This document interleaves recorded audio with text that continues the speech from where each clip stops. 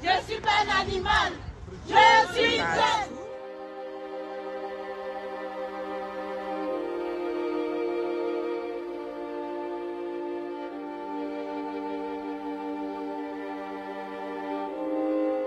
Arrivé un moment, les Congolais là, venez ici. Ceci est votre combat, justice pour Glenn. Votre petit frère, votre frère s'est fait percuter par une automobiliste française qui dit à la police qu'elle pensait que c'était un animal qui était sur une trottinette à 5 h du matin pendant que ce jeune-là partait au boulot. Et elle a été enfermée, garde à vue pendant 2 heures, ils l'ont relâchée. Les Congolais d'abord, quand est-ce que tout ça là va finir? Parce que toujours, il y a toujours des problèmes au Congo. Pourquoi? Parce que le Congolais déjà, il y a 2 Congos, Brazza et Kinshasa, mais ils ne sont pas solidaires.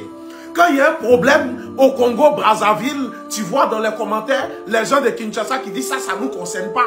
Chez nous, on a Goma. Quand tu vois, il y a un problème à Kinshasa, les gens de Congo-Brazzaville disent ça ne nous concerne pas. Ça, c'est Congo-Kinshasa. Mais Yedio, vous ne savez pas déjà que Congo reste le Congo. On vous a divisé, mais le Congo reste le Congo. Soyez solidaires. Quand tu veux partager un plat, quand tu pars à table, déjà quand tu t'en vas laver les mains, ce sont les 2 mains que tu laves et après tu manges avec la main droite. C'est-à-dire qu'avant toute épreuve, il faut être unis. Et après, ceux qui ont réellement leurs problèmes, ils vont agir. Mais d'abord, la force à plusieurs, ça peut résoudre un problème. Ce jeune-là n'a pas demandé à partir. Sa maman pleure. Depuis Congo-Brazzaville, elle pleure. Elle demande aux autorités, à l'ambassade du Congo en France, de faire rentrer le corps de son fils Glenn au pays. Elle pleure, justice pour Glenn. Cette dame française qui l'a cogné, elle n'a qu'à nous dire quel animal français, ou bien quel animal au Japon, bien quel animal dans n'importe quel pays qui peut avoir la taille de Glenn. Glenn, c'est quel animal qui est sur trottinette qui fait 1,88 m, c'est quel animal?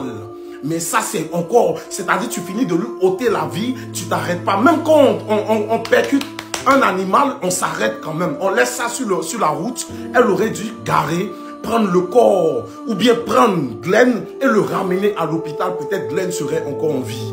Mais non, elle n'a pas fait, elle a continué. C'est-à-dire, elle a fui, elle n'a pas assumé.